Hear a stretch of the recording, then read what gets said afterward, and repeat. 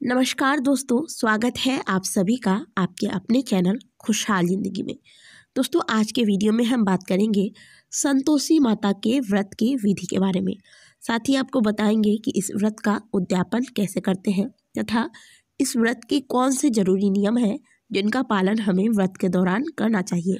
दोस्तों, संतोषी माता का व्रत शुक्रवार के दिन रखा जाता है और यह दिन मुख्य रूप से माता संतोषी को समर्पित होता है। संतोषी माता जो कि गणेश जी की पुत्री है, जैसा कि नाम से ही प्रतीत होता है कि यह अपने भक्तों को संतोष प्रदान करती है। प्रायः यह व्रत मनोकामनाओं की पूर्ति के लिए किया जाता है। जिस प्रकार से वैभव लक्ष्मी का व्रत मनोकामनाओं की पूर्ति के लिए लोग रखते हैं, उसी प्रकार से यह व्रत भी मनोकामनाओं की पूर्ति के लिए रखा जाता है। व्यक्ति के जीवन का ऐसा कोई कष्ट नहीं जो माता संतोषी की कृपा से समाप्त न हो।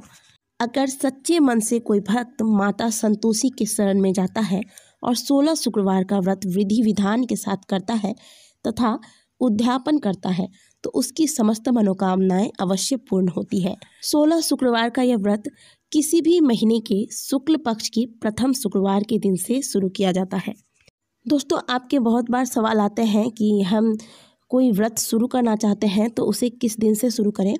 जो साप्ताहिक व्रत होते हैं, कोई भी सोमवार हो या गुरुवार का व्रत हो या आप शुक्रवार का व्रत हो, उसे आप किसी भी महीने के शुक्ल पक्ष के पहले हफ्ते से शुरू करें। जैसे सोमवार का व्रत कर रहे हैं तो शुक्ल पक्ष के पहले सोमवार को शुरू करें। मंगलवार कर रहे हैं तो पहली मंगलवार को आप यह व्रत करें। इसके पीछे वजह यह है कि शुक्ल पक्ष के पहले हफ्ते से जब आप कोई व्रत शुरू करते हैं तो जिस प्रकार शुक्ल पक्ष का चंद्रमा बढ़ता जाता है, इसी प्रकार हमारे व्रत का प्रभाव भी बढ़ता जाता है। मुख्य रूप से 16 शुक्रवार के व्रत का संकल्प लिया जाता है, लेकिन बहुत सारे लोग अनगिनत व्रत का भी संकल्प लेते हैं, यानी कि यथाशक्ति तथा भक्ति। जितने दिन तक हम व्रत कर पाएंगे उतने दिन तक हम इस व्रत को धारण करेंगे, ऐसा संकल्प लिया जाता है। तो अगर आप 16 शुक्रवार का व्रत कर रहे हैं तो 16 शुक्रवार के व्रत का संकल्प लें, या फिर अगर आप अनगिनत व्रत करना चाहते हैं तो आप माता से यह करें कि मैं जितने दिन तक मेरी क्षमता होगी उतने दिन तक इस व्रत को धारण करूँगी। इस प्रकार से आप इस व्रत का संकल्प लें। शुक्रवार के व्रत के बारे में कहा जाता है कि मनोकामनाओं की पूर्ति के लिए व्यक्ति 16 शुक्रवार के व्रत को करते हैं। कहा जाता है कि 3 महीने के अंदर ही व्यक्ति के मनोकामना पूर्ण हो जाते हैं, लेकिन कई बार ग्रह नक्षत्र खराब है या फिर पूर्व जन्म के कोई कष्ट है, तो ऐसे में मनोकामनाओं की पूर्ति होने में थोड़ा सा वक्त जरूर लगता है, लेकिन मनोकामना पूर्ण अवश्य होती है। ऐसा स्वयं शास्त्रों में लिखा हुआ है, क्योंकि इनके पिता गणेश जी है और माता रिद्धि सिद्धि। तो दोस्तों, एक बात तो क्लियर होगी कि यह व्रत आपको कितनी की संख्या में रखना है।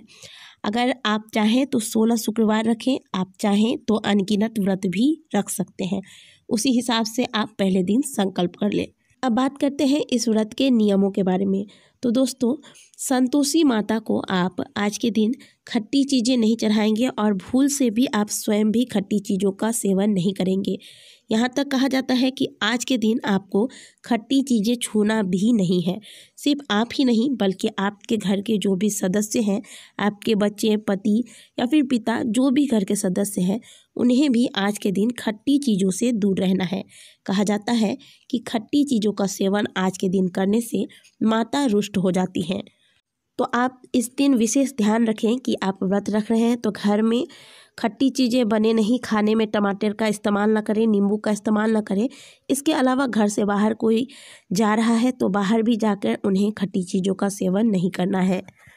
दोस्तों, इसीलिए इस व्रत को कठिन कहा गया है, क्योंकि अक्सर देखा जाता है कि घर का कोई सदस्य बाहर जाता है तो भूल से अज्ञानतावश खट्टी चीज़ों का सेवन कर लेता है, जो कि गलत है। इसलिए इस बात का आप विशेष ध्यान रखें। दोस्तों, अब जानते हैं संतोषी माता के पूजा विधि के बारे में।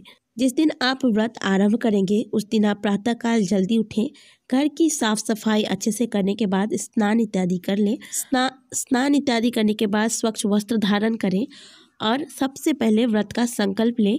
आप कितनी संख्या में व्रत करने वाली हैं, 16 शुक्रवार का व्रत कर रही हैं तो 16 शुक्रवार का संकल्प लें, या फिर अगर आप अनगिनत व्रत कर रही हैं तो उस हिसाब से आप संकल्प कर लें, लेकिन संकल्प अवश्य करें। संकल्प कैसे लेना है ये भी आपको बता देते हैं।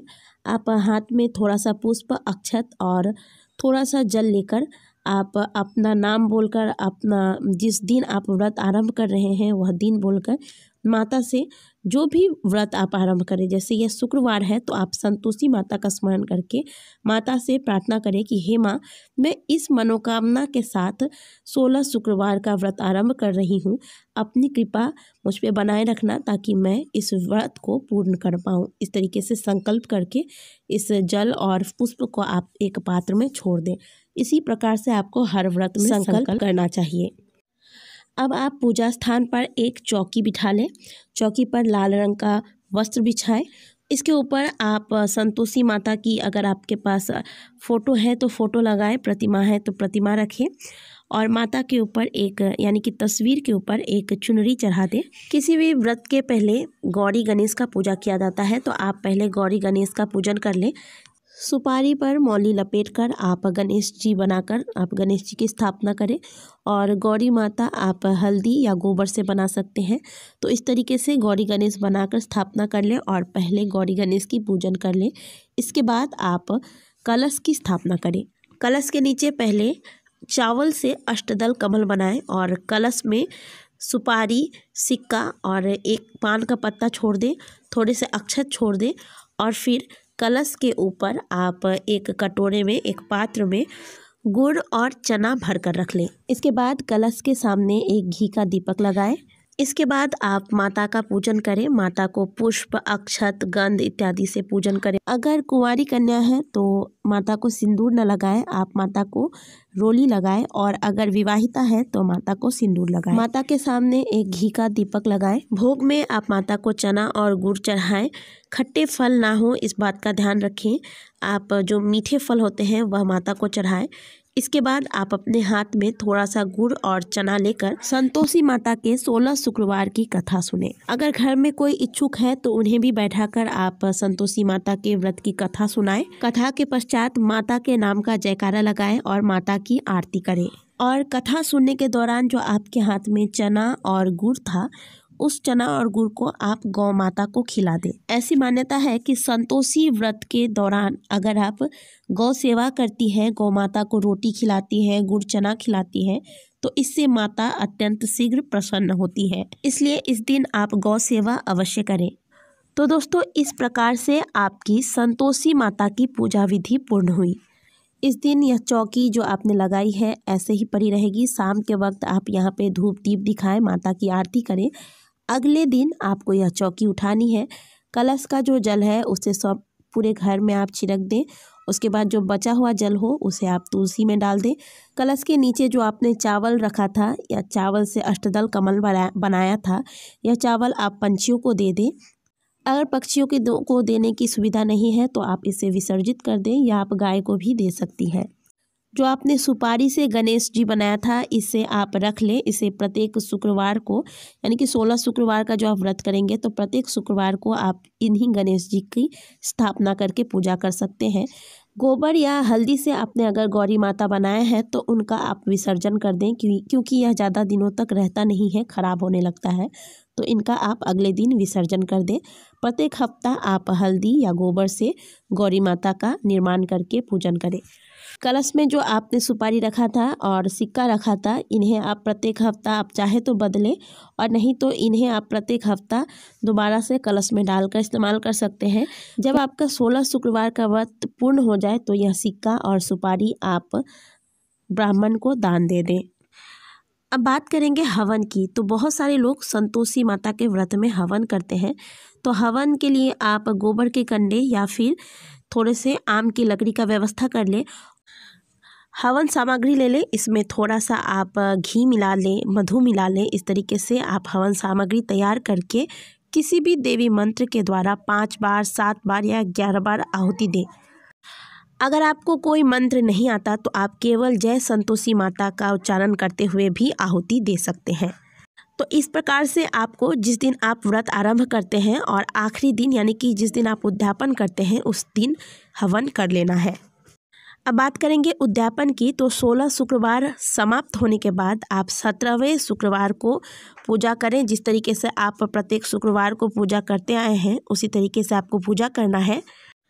तो 16 शुक्रवार के उद्यापन के दिन आपको 8 बालकों को बुलाना है। आमतौर पर हम कन्याओं को बुलाते हैं, लेकिन शुक्रवार के व्रत के उद्यापन में आपको 8 बालकों को बुलाना है। पहले आप विधिवत जैसे प्रत्येक दिन पूजा करते हैं शुक्रवार का, वैसे पूजा पाठ कर ले। इसके बाद आप 8 बालकों को बुलाएं, उन्हें भोजन कराएं। भोजन में आप मीठा भोजन कराएं, मीठी चीज़ें दें जैसे कि हलवा पूरी इत्यादि। खट्टी चीज़ें बच्चों को खाने के लिए बिल्कुल भी ना दें। जब बालक भोजन कर ले तो उन्हें आप कुछ दक्षिणा दें। दक्षिणा में आप नारियल दे सकते हैं, एक एक नारियल दे दें, मीठे फल दे दें, लेकिन पैसे बिल्कुल भी ना दें। पैसे अगर आप दक्षिणा में देते हैं और उन पैसों का अगर बच्चे कुछ खट्टी चीज़ें खरीद के खा लेते हैं तो आपके पूजा का फल आपको बिल्कुल भी प्राप्त नहीं होता है, इसलिए पैसे देने की मनाही की जाती है। तो आपको उद्यापन वाले दिन विधिवत पूजन करना है, बालकों को बुलाना है, मीठा भोजन कराना है और दक्षिणा में आप एक एक नारियल दे दें। ब्राह्मणों के लिए थोड़ा सा दान निकाल दे, गौ माता को आप कुछ खिला दें इस दिन, या फिर आप गौशाला में कुछ दान दे दें। इस प्रकार से आपका व्रत जो है वह पूर्ण होता है। अब बात कर लेते हैं कि इस व्रत के दौरान आपको खाना क्या है। तो इस व्रत में आप एक बार मीठा भोजन कर सकते हैं। मीठे भोजन में आप गुड़ और रोटी ले सकते हैं, हलवा ले सकते हैं, लेकिन एक बात का ध्यान रखें कि आपको मीठा ही लेना है। नमक या खट्टी चीज़ों का सेवन से बचें आप, तभी आपको व्रत का पूर्ण फल प्राप्त हो सकता है। तो दोस्तों 16 शुक्रवार व्रत की संपूर्ण विधि मैंने आपको बताई। उम्मीद करते हैं कि आपको आज की दी गई जानकारी अच्छी लगी होगी। वीडियो अच्छी लगी है तो वीडियो को लाइक ज़रूर करें। आपका एक लाइक ही हमारे मेहनत का फल होता है। कमेंट बॉक्स में जय संतोषी माता लिखना ना भूलें। मिलते हैं आपसे अगले वीडियो में, तब तक के लिए जय माता दी।